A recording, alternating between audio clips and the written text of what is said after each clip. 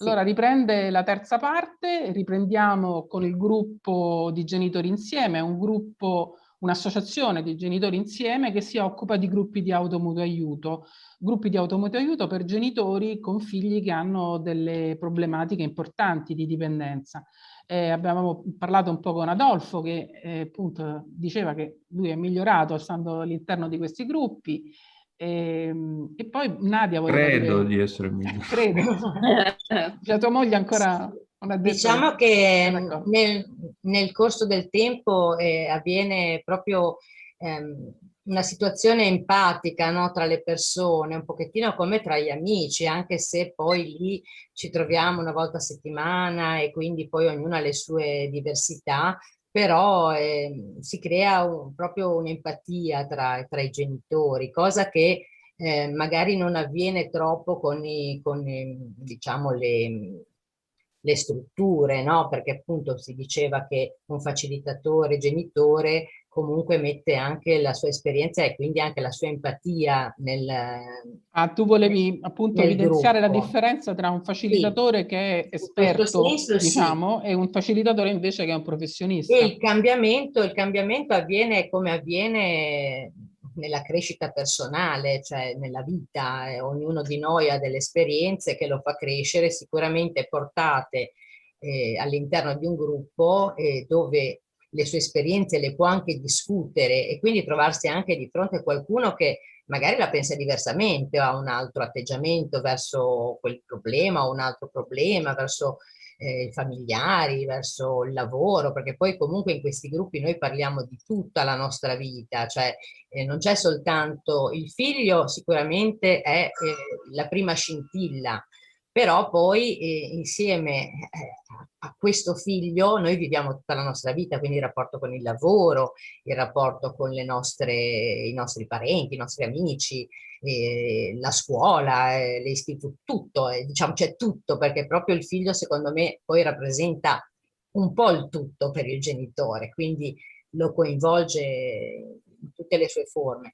E quindi parlando delle varie esperienze che vive quotidianamente, cresce perché si confronta e vede esperienze diverse, cioè si specchia nelle esperienze altrui, cosa che non avviene solitamente in altri luoghi perché c'è questa difficoltà, diciamo, ad esprimersi liberamente, no? C'è della difficoltà del giudizio, di essere giudicato, anzi penso che sia proprio il problema più grosso per un genitore sia proprio quello di condividere con gli altri genitori la sua esperienza perché ha paura di essere giudicato, no? A scuola si tende sempre ad avere a dire le cose migliori del proprio figlio, le cose brutte, ma anche di noi stessi, le cose brutte tendiamo sempre un po' a nasconderle perché effettivamente la società è giudicante, quindi è molto difficile. Invece in questi gruppi, proprio per la segretezza e per l'empatia che si crea,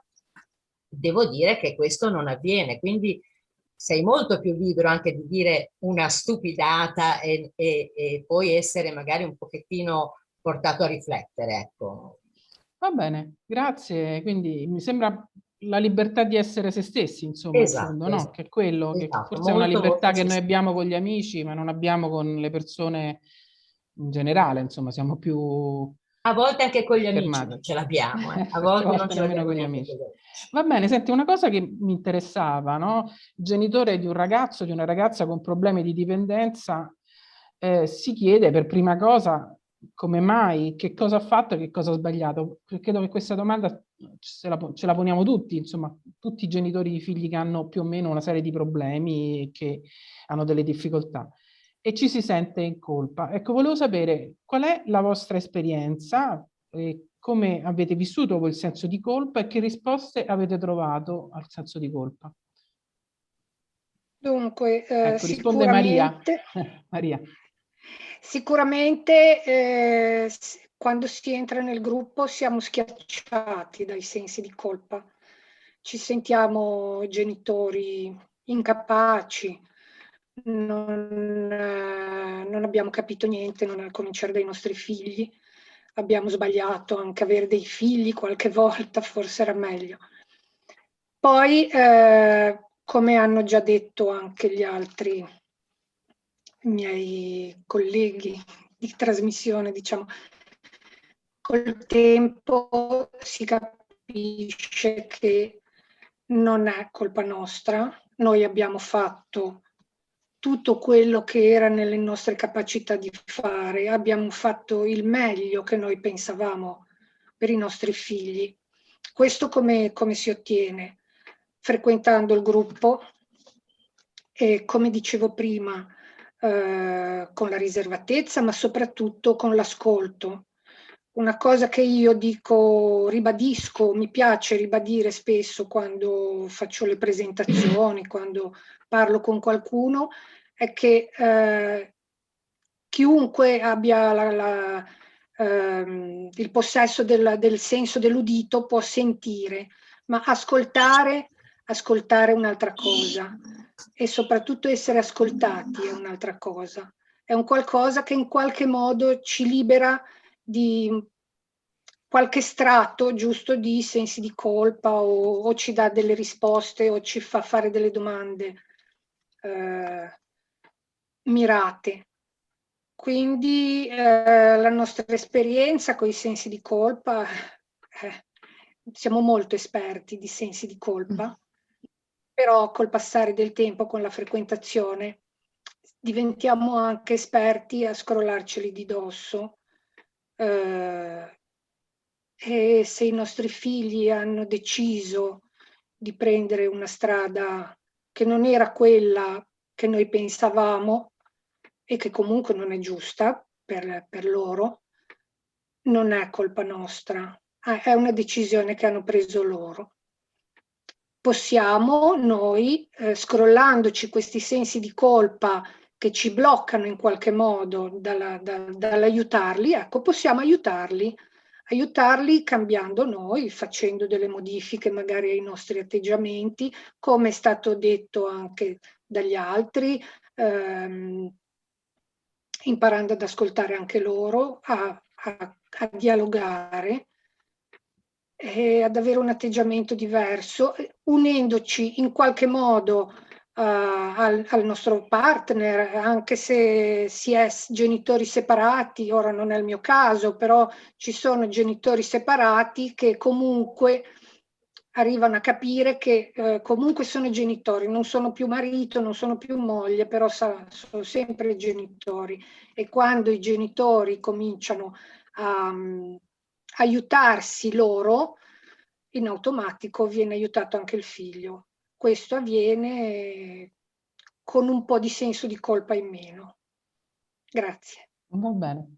Senti, un'altra cosa, adesso non so se a te posso fare questa domanda, ma una cosa che mi interessava un po' mettere in evidenza è questa situazione che si crea, credo, all'interno dei gruppi, che è quella del rispecchiamento, no? Un po' ne avete parlato, cioè il fatto che l'esperienza della persona che racconta quello che le sta succedendo è un'esperienza in cui chi la vede, chi l'ascolta si può rispecchiare, quindi è come vedersi un po' dall'esterno. C'è anche una consapevolezza che nasce da questo? Non so se volete rispondere o è solo un'affermazione questa. Ma Sì, mi dite di sì, sì, è vero. sì, c'è un effettivamente, rispecchiamento. cioè, quello che c'è un rispecchiamento. Io posso soltanto aggiungere una cosa, che questo tema del rispecchiamento invece a me è sempre stato molto caro, perché è uno dei fenomeni che io personalmente ho vissuto. Cioè, raccontandomi al gruppo, ho visto come effettivamente mi vedeva sia mia moglie sia mio figlio, ed io avevo un'immagine mentale completamente diversa di come mi ponevo nei loro confronti. Per me è stato davvero importantissimo. Ah, quindi tu hai capito, ti sei rispecchiato nel momento in cui tu hai parlato? Perché parlando eri diverso da quello che pensavi di essere? Sì, perché io ho esposto la mia posizione degli altri, e allora a questo punto mi sono reso conto che la mia posizione in realtà esposta agli altri risultava debolissima. Quindi io avevo un'immagine personale molto diversa da quella che poteva poi essere fatta dagli altri. L'ho visto anche nei commenti degli altri che si sono rivolti verso di me e mi hanno chiesto spiegazioni, hanno fatto commenti. E allora mi sono reso conto, proprio toccato con mano questo fatto qui del rispecchiamento. Sì, questo è venuto anche con me e poi c'era il fatto che alcune persone partecipano al gruppo da più tempo e altre appunto arrivano. Anche questa cosa secondo me è importante perché proprio liberarsi con tranquillità delle proprie anche brutture, anche come genitori, perché ogni tanto si sbaglia, non si è abituati e chi è più tempo che frequenta il gruppo è più aperto a questo tipo di dialogo. Quindi anche gli altri poi si sentono più liberi di parlare un po' di più di sé più dall'interno, quindi diventa più facile, no? Quindi quelle esperienze così diverse di tempo, appunto, nel gruppo aiutano moltissimo, secondo me. Senti, volevo sapere, all'interno del gruppo vi capita anche di dare dei consigli ai genitori per gestire meglio i rapporti con la scuola, con l'autorità di pubblica sicurezza, con i servizi sociali e quelli delle dipendenze o altro? Cioè, e suggerite delle strategie di comportamento? Avete anche delle relazioni con con la scuola, col CERD l'abbiamo detto, no? Mi sembra chiaro che ci sono, ma anche con altre istituzioni. Non so chi deve rispondere, se risponde. Ma diciamo, io rispondo per la parte dei consigli ai genitori su come rapportarsi alle istituzioni. Come dicevo prima, più che dei consigli ci sono dei pareri, cioè anche per i rapporti con le istituzioni. Nel momento in cui il genitore si rafforza poi col lavoro all'interno del gruppo, automaticamente si rafforza anche nei rapporti con le istituzioni con cui ha a che fare il CERT, il Tribunale dei minorenni a volte, o il Tribunale Diciamo che è Tucur, o più la consapevole dei polizia. suoi diritti, insomma. Prego? È più consapevole dei suoi Esatto, diritti. cioè riesce comunque a gestire, avendo più consapevolezza del rapporto con il figlio, riesce comunque a gestire meglio anche il rapporto con le istituzioni che hanno a che fare col figlio. Poi noi come associazione sì, abbiamo dei rapporti. Sì, io volevo intervenire sulla parte appunto dei rapporti a livello ufficiale da parte dell'associazione con le istituzioni. Noi abbiamo dei rapporti e soprattutto cerchiamo costantemente di mantenere e rinverdire questi rapporti. Quindi questi rapporti, ad esempio, con il CERT l'abbiamo già detto, volevo soltanto dire che noi ogni anno e mezzo circa, facciamo un corso di sensibilizzazione i cui insegnanti sono proprio sia dei membri esperti della nostra associazione o di altre associazioni locali, perché tendiamo naturalmente a fare rete con tutte le altre associazioni, sia del personale di ASL3, e questi corsi danno dei crediti formativi, attribuiscono dei crediti formativi al personale medico che partecipa, quindi sono sicuramente interessanti. Nell'ambito della scuola abbiamo di tanto in tanto qualche problema ad avere dei rapporti, anche perché la scuola è molto sparsa, separata, così via, quindi bisogna avere rapporti con i singoli I presidi, insomma. responsabili di istituto. Volevo soltanto citare una cosa molto, molto importante, cioè abbiamo la questura di Genova negli anni passati ha fatto un intervento di sensibilizzazione molto precoce nelle scuole, perché era rivolto proprio agli allievi parliamo con il vecchio termine che è più comprensibile, delle scuole medie, quindi molto molto presto, per i problemi di approccio precoce all'alcol. E su questo intervento ha chiesto la collaborazione di tutti gli enti, diciamo, che costituiscono la rete nell'ambito di Genova, e quindi per quanto riguarda l'intervento specifico scolastico, poi sono intervenuti degli esperti. Per quanto riguarda invece il lavoro con le famiglie, allora a questo punto siamo intervenuti noi come associazione, l'Associazione degli Alcolisti in Trattamento, l'Istituto di Alcologia dell'ospedale e i CERT stessi. Quindi noi abbiamo in qualche modo curato il rapporto con le famiglie. Altre cose molto molto veloci, quando possiamo e quando ce lo permettono andiamo in giro a fare la presentazione dell'associazione, prefettura, procura dei minori, ai CERT abbastanza regolarmente, in modo tale comunque da ricordare sempre a queste istituzioni che esiste una possibilità all'interno del tessuto sociale della città di avere un appoggio fattivo alle loro iniziative, perché loro fanno le iniziative e noi possiamo essere enti di supporto che fanno in modo tale che queste iniziative possano essere meglio accolte e magari funzionare anche un pochino meglio. Bene, io volevo riprendere il tema dei facilitatori, che mi sembra un tema interessante, e volevo capire meglio che cosa sono i facilitatori, insomma, perché l'abbiamo detto, forse è meglio chiarire cosa significa essere un facilitatore all'interno del gruppo e come si diventa facilitatore. Sì, questo è un passaggio molto importante. Diciamo che insieme al sistema ecologico-sociale di cui abbiamo già parlato, il facilitatore è il fondamento su cui si basa il buon funzionamento del gruppo. È una figura chiave per lo sviluppo del lavoro all'interno del gruppo. Che cos'è il facilitatore? Cosa intendiamo per facilitatore? Il facilitatore è possiamo definirlo un mediatore all'interno del gruppo. Il facilitatore non è un formatore, non è un docente, non è un leader. Spesso e volentieri succede che il genitore di fresco ingresso nel gruppo sia portato a immedesimare nel facilitatore, sia perché è la persona di riferimento, sia perché è la prima persona che incontra, sia portato a immedesimare nel facilitatore un riferimento formativo e informativo. Così in realtà non è. Il facilitatore in pratica deve saper essere un membro del gruppo, sapersi mettere alla pari all'interno del gruppo per essere efficace. Anche nel caso sia un professionista, deve spogliarsi delle sue cognizioni, delle sue abitudini, della sua cultura, per diventare un membro alla pari all'interno del gruppo, per svolgere con efficacia il proprio compito. Qual è il suo compito?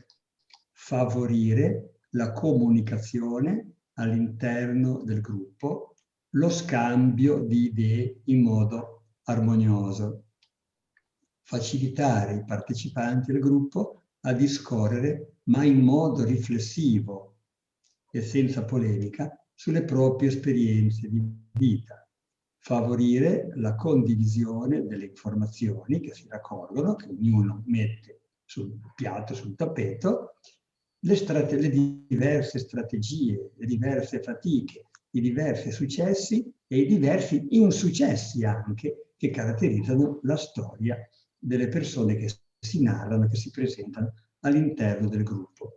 Questo perché sia un vero gruppo, e io più che gruppo a questo punto parlerei di squadra. Il gruppo deve essere una squadra per essere efficace, cioè un insieme di persone, mutuiamo un paragone sportivo, un insieme di persone che ha un unico obiettivo: rimettere in equilibrio e risolvere questo tipo di problema. Altrimenti potrebbe diventare un insieme di persone che si racconta qualcosa, ma se non lavora in un modo condiviso non diventa un vero gruppo, una vera squadra.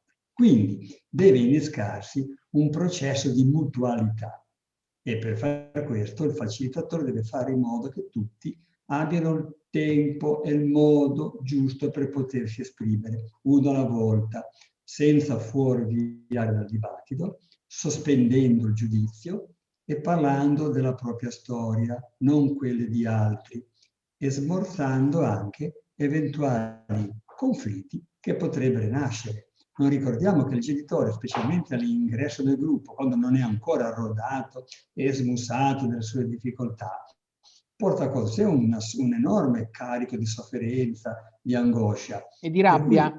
E di rabbia, che si può tradurre anche... No, la parola è quella. Rabbia, certamente. E quindi può anche essere portato a intervenire, a interloquire in modo un po' polemico. È aggressivo, certo. Senti, ma voi fate dei corsi per far diventare le persone facilitatori? Allora, questo? il facilitatore, come dicevo, non è un formatore, ma è una persona. All'inizio della nostra storia, i facilitatori erano operatori dei servizi che appositamente già formati a svolgere questo ruolo hanno ricoperto il ruolo di facilitatore. Nel seguito a questi si sono aggiunti genitori che hanno frequentato dei corsi appositi, come ricordava prima Gino. Noi annualmente o periodicamente organizziamo, in collaborazione con ASL 3, un corso di sensibilizzazione su quelle che sono le modalità dell'automutuo aiuto, rivolto agli operatori sanitari e sociosanitari della ASL. I nostri genitori, chiunque, è libero di partecipare a questo corso, e i genitori che intendono partecipare al corso e conseguono l'attestato finale di frequenza e superamento del corso sono, per quel che riguarda la nostra associazione al nostro interno, di fatto abilitati a ricoprire il ruolo di facilitatore all'interno dell'associazione. Benissimo. Io volevo fare un'ultima domanda perché siamo proprio verso la fine. So che si sta creando un gruppo Zoom sulla piattaforma Zoom proprio di genitori insieme. Volevo sapere qualche notizia su questa bolla in pentola all'interno della vostra associazione. Allora, mi risponde sempre Gino, diciamo che che noi l'organizzatore. Purtroppo questo è il mio ruolo. Quando, diciamo, tutte le volte che noi abbiamo avuto occasione di avere visibilità all'esterno, diciamo, della zona genovese, o perché abbiamo partecipato a delle trasmissioni televisive che coprivano l'intero territorio regionale, oppure addirittura delle trasmissioni televisive o comunque sia su dei articoli su quotidiani a livello nazionale, eccetera, siamo stati contattati da tutta l'Italia per cercare, appunto, da genitori avevano pensato a noi come aiuto, oppure anche genitori che si imbattono sul nostro sito. E purtroppo fino a eravamo costretti a dire che la nostra esperienza purtroppo era localizzata nell'ambito genovese e che non potevamo dargli un aiuto. Il Covid, con tutti i suoi problemi, in qualche modo ci ha costretto a fare un passo oltre, per cui in questo momento in cui non era possibile, i gruppi non si potevano riunire in presenza, un certo numero di gruppi piuttosto nutrito, perché in questo momento sono 8, si sono visti tramite le varie piattaforme digitali, quindi Skype, Zoom, Meet e così via. A questo punto ci siamo fatti un po' di esperienza e quindi abbiamo detto, bene, allora perché non espandere questa esperienza per cercare in qualche modo di aiutare questi genitori che non sono in ambito genovese e che quindi possano, se lo vogliono, se ritengono di riuscirci, possano in qualche modo partecipare a un gruppo. Quindi abbiamo messo la nostra disponibilità di 3 persone, un facilitatore e 2 altre persone, che al momento in cui si verifichi una richiesta da parte di un terzo possono partire e cercare di creare un gruppo su una piattaforma digitale di interscambio. La possibilità di contattarci è sui nostri siti social o così via, sulla nostra Genitori mail, Insieme, che ripetiamo, Genitori Insieme Genova, trovate il sito internet, quindi se siete interessati anche dopo questa trasmissione, se volete contattarli, perché mi sembra un'esperienza molto interessante, io la consiglio. E noi comunque continueremo a essere in contatto anche come associazione anche noi di familiari, quindi penso che sia molto interessante. Io devo chiudere qui, vi ringrazio, saluto Attilio, saluto Maria, Adolfo, Gino e Nadia, grazie. Grazie di essere stati con noi, Grazie a voi. dato questa esperienza. Saluto anche Fiorenza. Complimenti per la bella esperienza. Grazie. Prego. Anche Fiorenza. Grazie. Io sono Anna Gatti, saluto tutti. Grazie. Vi do appuntamento tra 14 giorni, sempre su Radio Cooperativa Padova. Grazie. C'era una domanda che volevo farvi, non vi ho fatto. Se è più difficile far parlare gli uomini che le donne, se le donne parlano di più degli uomini, come succede? No, non è vero. Ai gruppi partecipano molte più donne che uomini, diciamo. Ma posso garantire che una volta che poi trovano il coraggio di arrivare al gruppo, direi che sono praticamente equivalenti, non c'è proprio nessunissima differenza. Cioè, una volta che entrano nello spirito del gruppo, anche gli uomini si sciolgono, ecco, diciamo così. Era una bella domanda quella. Se vogliamo dirla alla genovese, con gli uomini ci vogliono 10 lire per farli cominciare e 50 lire per farli smettere.